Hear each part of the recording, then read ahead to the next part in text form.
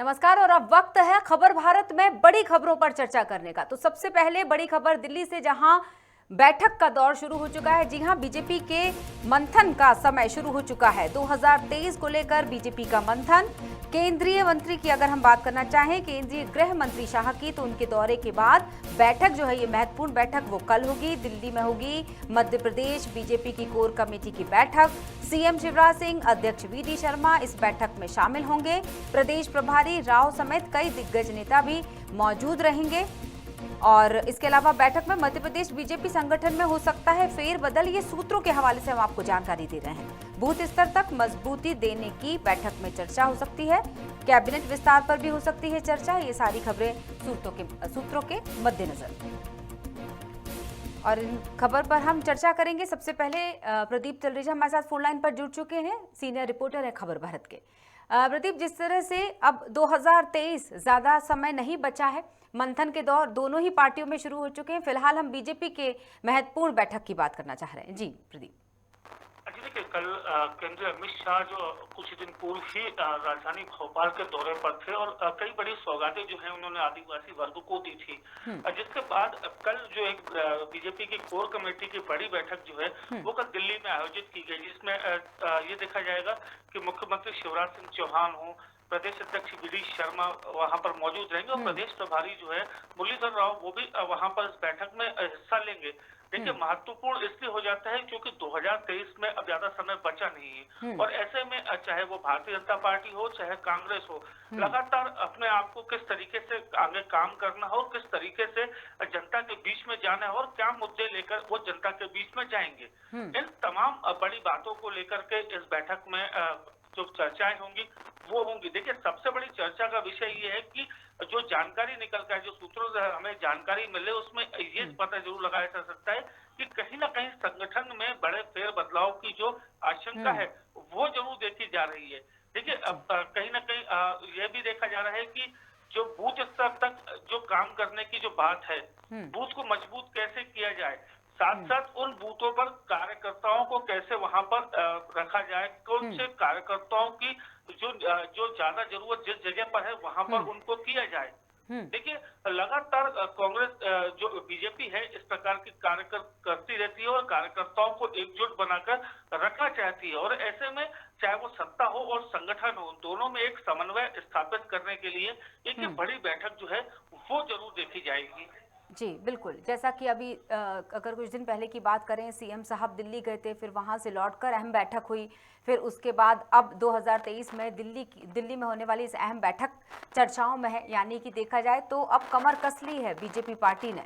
जिस तरह से तमाम आरोपों प्रत्यारोपों का दौर, क्योंकि बहुत सारे मुद्दे इन दिनों देखने को मिले, खरगोन हिंसा की अगर हम बात करना चाहें या तमाम और जो बयानबाजियां चल रही हैं उनसे जूझने की बात की जाए, इन सब के बीच में बैठकों का दौर लगातार जारी है। इसका मतलब ये कि सीधे सीधे लक्ष्य पे नजर अभी भी बरकरार बीजेपी की।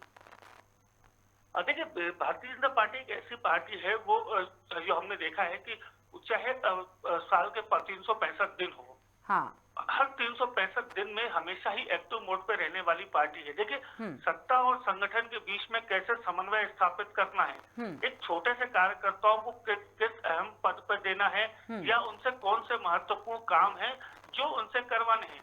देखिए, चाहे वो बूथ विस्तार की बात करें, चाहे सामाजिक न्याय योजना जो अभी कुछ दिनों पहले हमने देखी है, लगातार जो छोटे से छोटे कार्यकर्ता है, बड़े से बड़े कार्यकर्ता हो, चाहे वो नेता हो, मंत्री हो, वो आम जनता के बीच में जा रहे हैं, लगातार जनता से मुलाकातें कर रहे हैं, जनता को प्रदेश सरकार की व केंद्र सरकार की जो भी योजनाएं हैं उनकी जानकारी भी देते हुए देखे जा रहे हैं। देखिए, लगातार जो भारतीय जनता पार्टी के कार्यकर्ता हैं वो 365 दिन जो है वो लगातार इस तैयारी में रहते हैं कि हर दिन उनके लिए जो है वो एक्शन मोड रहता है। देखिए, चुनाव का समय हो चाहे चुनाव नहीं हो तो भी ये एक्शन मोड में देखे जाते हैं। जी बिल्कुल, चलिए आप बने रहिएगा क्योंकि कुछ और बड़ी खबरें हैं जिन पर आपसे चर्चा करनी है। अगली खबर जो पहले दर्शकों को बताना चाहेंगे, इन दिनों अगर देखा जाए तो पत्थर जो है ये ऐसा शब्द हो गया जिसने सामाजिक, आर्थिक, मानसिक शारीरिक हर तरह से आहत किया है। जी हाँ, पत्थरबाजी की ही बात कर रहे हैं। खरगोन में हुई हिंसा, वो पत्थरबाजी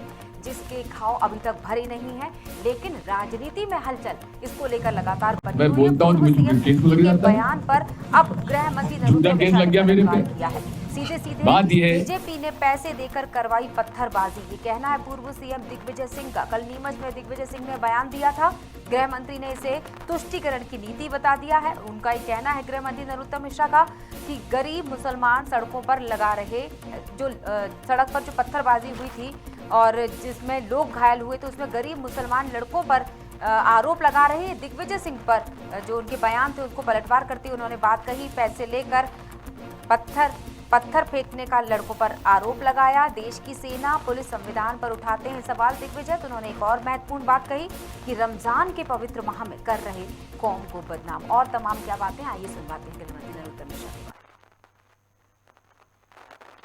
लग जाता है, झूठा केस लग गया मेरे पे। बात यह है, कांग्रेस ने अमन चैन शांति के लिए अपील करी कि नहीं करी, करी कि नहीं करी। दूसरा, मेरे पास ऐसी शिकायतें आ रही, मैंने उसकी जांच नहीं की है कि कुछ गरीब मुसलमान लड़कों को पैसा देकर खुद ही पत्थर फेंकवाते हैं भाजपा के लोग। ये मेरे पास फैक्ट्स नहीं आए हैं, मैं उसको चेक कर रहा हूँ, मैं इसलिए आरोप नहीं लगा रहा हूँ, लेकिन जो जानकारी आ रही बता रहा हूँ आपको, इसको मैं चेकअप करूंगा, उसकी बात करूंगा।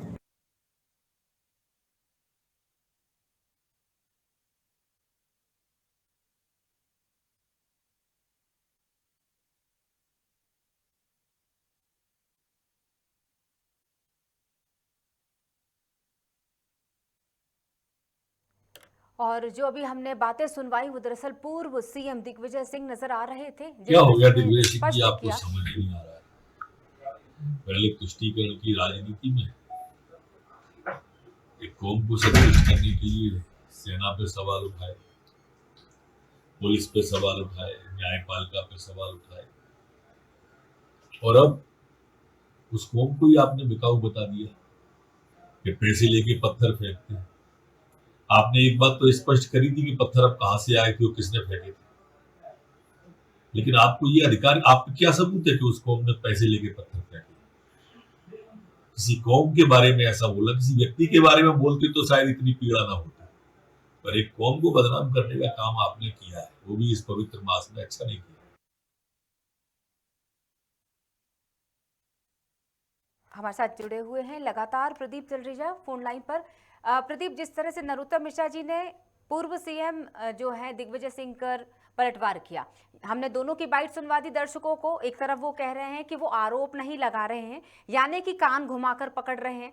नरोत्तम मिश्रा जी सीधे तौर पर हमेशा जिस तरह से बेबाकी के लिए जाने जाते हैं, उन्होंने बोल दिया है, जो तमाम बातें उन्होंने पलटवार करते हुए की हैं। क्या कहना चाहेंगे इन दोनों लोगों के, इन दोनों व्यक्तित्व शख्सियत के बारे में? सबसे पहले तो यही सवाल।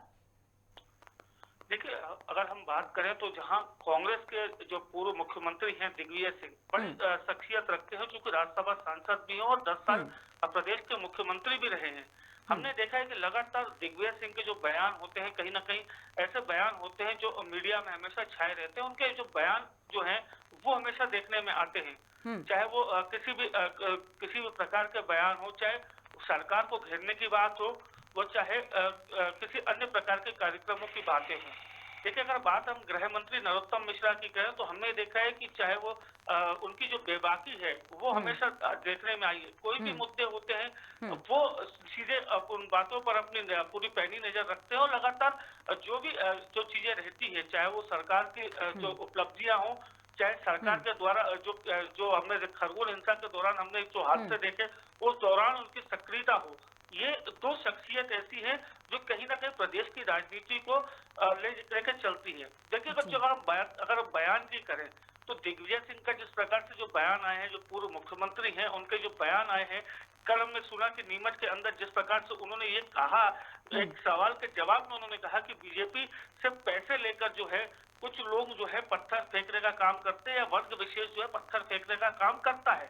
तो ऐसे में देखिए, जो ये बयान आया उसके बाद राजनीति में गर्माहट होना लाजमी सी बात थी। देखिए, पैसे लेकर पत्थर फेंकने का जो आरोप जो है उन्होंने सीधे सीधे बीजेपी पर लगाया है कि बीजेपी के नेता जो है वो इस प्रकार का कृत्य करवा रहे हैं कि पत्थर फेंकने के लिए पैसे दे रहे हैं गरीबों को।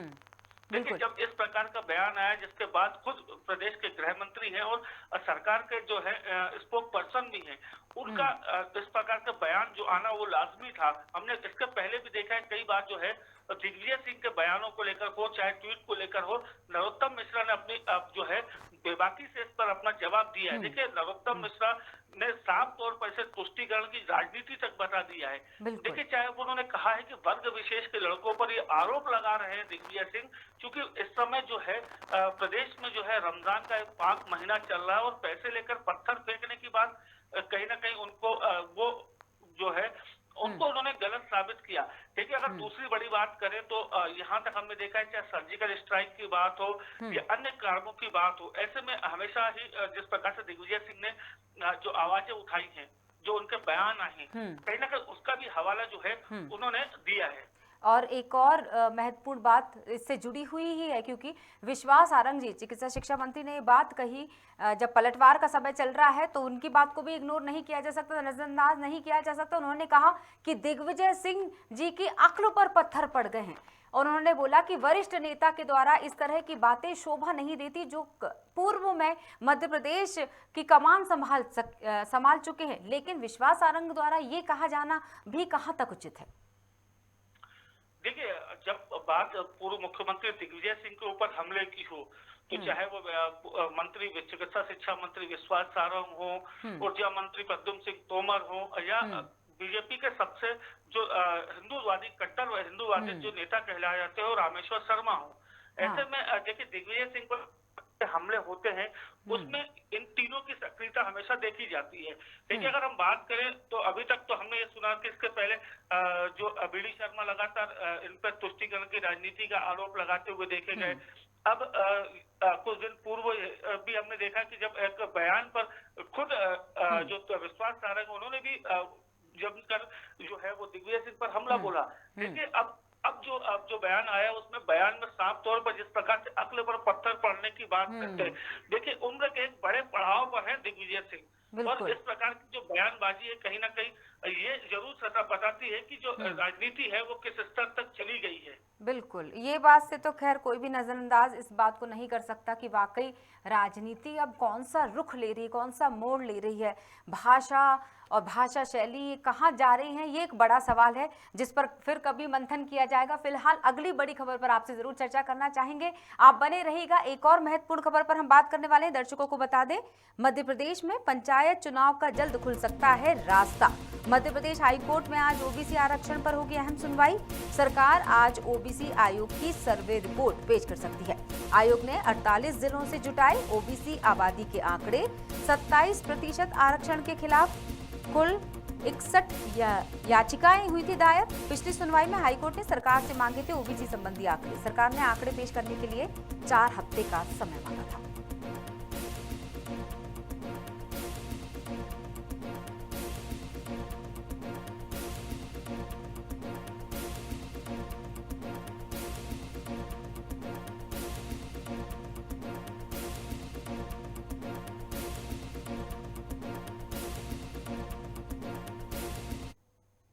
और चलिए हम इस पर चर्चा करेंगे। हमारे साथ लगातार जुड़े हुए हैं प्रदीप तलरेजा, खबर भारत सीनियर रिपोर्टर भोपाल से।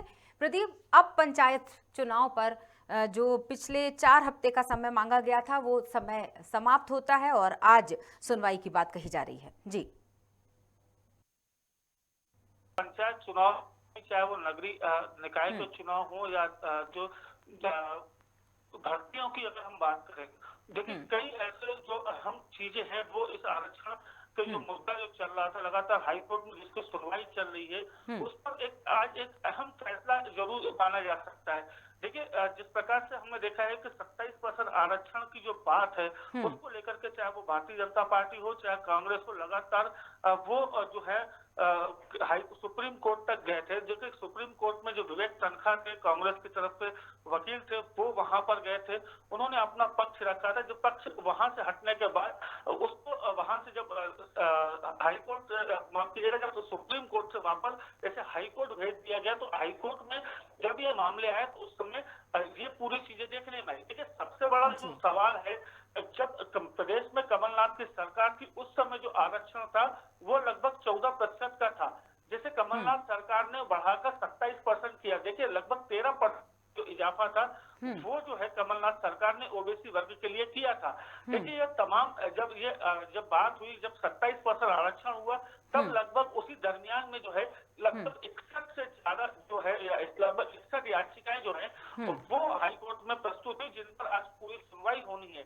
जिसके बाद जो प्रदेश में कमलनाथ सरकार जाने के बाद जब प्रदेश में शिवराज सिंह चौहान की सरकार आई, तब उन्होंने इस बात को जो है इस बात को लेकर के भी बात कही कि जो भी 27% की जो बात है उसको लेकर उन्होंने ऑर्डिनेंस बाकायदा विधानसभा में इस बात को रखा और उसके बारे में जो आगे के प्रमाण थे उसको लेकर के बात कही।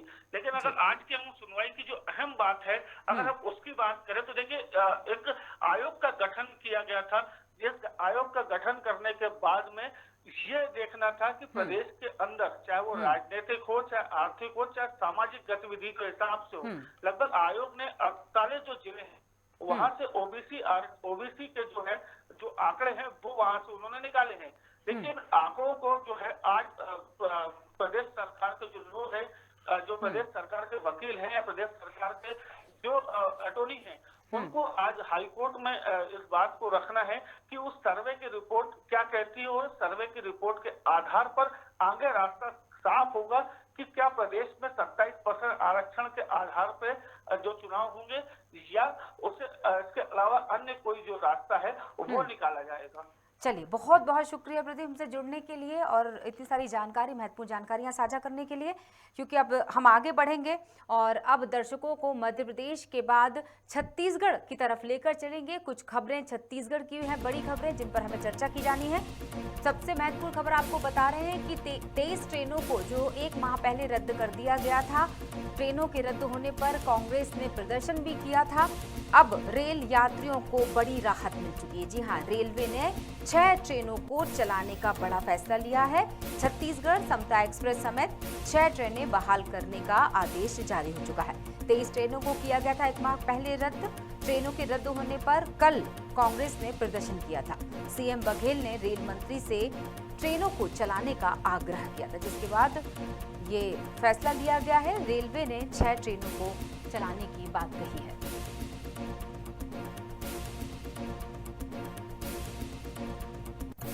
और हम इस खबर पर चर्चा करेंगे छत्तीसगढ़ से मोहम्मद साजिद फोन लाइन पर हमारे संवाददाता खबर भारत से। मोहम्मद, जिस तरह से 6 ट्रेनों को चलाने की बात हो गई है, क्या है तमाम जानकारियां? क्या धीरे धीरे और बाकी ट्रेनों को भी बहाल किया जाएगा? जी, रेलवे ने फिलहाल 11 जोड़ी ट्रेनों को बंद रखा था और कोयले की माल ढुलाई के मामले से, लेकिन अभी राज्य शासन कांग्रेस के शासन ने इसका काफी पुरजोर विरोध किया। खुद मुख्यमंत्री ने रेल मंत्री से कल फोन पर बात की, अश्विनी वैष्णव जी से।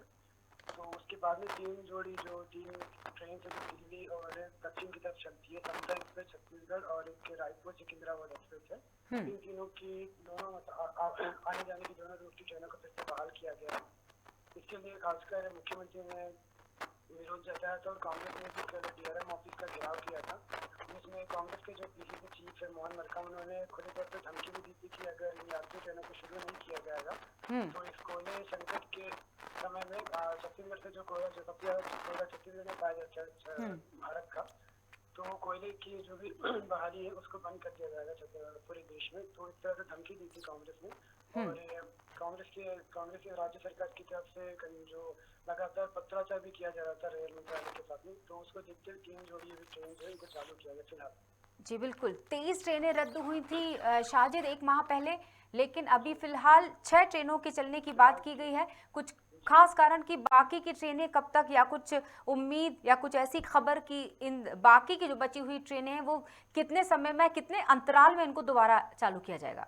जी, अभी तो फिलहाल शुरुआत हो गई है राज्य शासन के कड़े दबाव और विरोध के सामने, तो धीरे धीरे पत्राचार चल ही रहा है। राज्य शासन के जो बड़े अधिकारी है वो पत्राचार में लगे और खुद मुख्यमंत्री इस पर वो इंटरेस्ट दिखा रहे कि जो भी जनता है उनको किसी तरह की समस्या ना हो, क्योंकि गर्मी की भी छुट्टियां हो जाती है और त्योहारी सीजन में शादियों का भी सीजन है, तो इस समय पे अचानक से ट्रेनों को बंद करना काफी मुश्किल पैदा करती है। दूसरी बात ये कि जिन लोगों ने रिजर्वेशन करवा ली थी पहले, उन्हें आर्थिक रूप से भी हानि होगी और कई ट्रेनें ऐसी होती है जो कि कनेक्टिंग होती है आगे आने वाली ट्रेनों से, तो अगर रायपुर से छत्तीसगढ़ से गुजरने वाली ट्रेनों को बंद कर दिया जाता है तो आगे और परेशानी होती है। इसको लेकर राज्य शासन ने विरोध भी किया और डीआरएम ऑफिस से घेराव भी किया। क्या आपने जी शाजिद, आप बने रहिएगा। एक और महत्वपूर्ण खबर है छत्तीसगढ़ से ही जिस पर आपसे चर्चा की जानी है। छत्तीसगढ़ से जो अगली खबर है वो राकेश टिकैत, जाने माने किसान नेता। इनका नाम कोई नया नहीं है, सब इनके नाम से परिचित हैं और अब 2 दिनों के दौरे पर रहेंगे किसान नेता राकेश टिकैत। छत्तीसगढ़ से खबर बता रहे हैं, रायपुर में किसान आंदोलन में शामिल होने पहुंचे हैं टिकैत। सुबह रायपुर पहुंचे और किसान नेता ने बाकी लोगों से बात की है। किस तरह की रणनीति बनाई जाएगी आंदोलन की, ये एक महत्वपूर्ण होगा क्योंकि ये काफी दिग्गज नेता माने जाते हैं किसानों के लिए। किसान नेता टिकैत ने सीएम बघेल से मिलने के लिए समय भी मांगा है।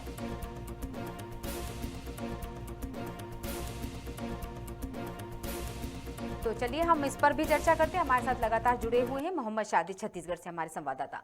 शाजिद, क्या है तमाम जानकारियां? समय मांगा है, इसका मतलब कुछ ना कुछ अहम बातचीत की जानी है दोनों के बीच में। राकेश टिकैत और सीएम साहब से जो चर्चा करने वाले हैं, यानी कुछ महत्वपूर्ण बिंदु शायद वो अपने साथ लेकर आए हैं रायपुर।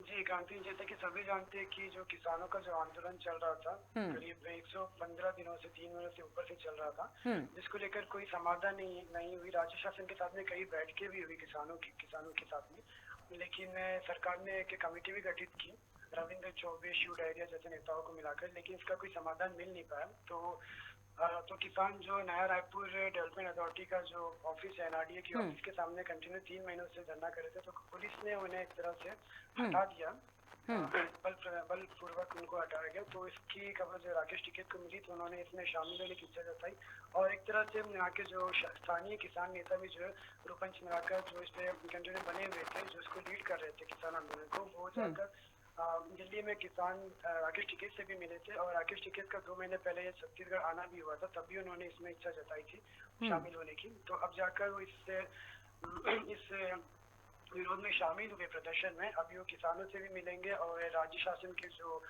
आला अधिकारी या फिर जो मुख्यमंत्री से मुलाकात करने का उन्होंने समय मांगा है। हाँ। तो उसके बाद उनका कहना है कि इस आंदोलन को बढ़ाना करते हुए बातचीत में समाधान हो जाए और किसी तरह के बलपूर्वक में कोई प्रदर्शन ना किया जाए। बिल्कुल, क्योंकि ये एक बड़ा मसला है शाजिद कि लगातार किसानों ने इतना लंबा समय जब आंदोलन किया, उसके बाद भी लगातार कहीं ना कहीं किसी ना किसी परेशानी से अभी भी घिरे हुए हैं किसान। जी, और इसी बीच में किसान की मौत भी हो गई थी आंदोलन के दौरान। बिल्कुल।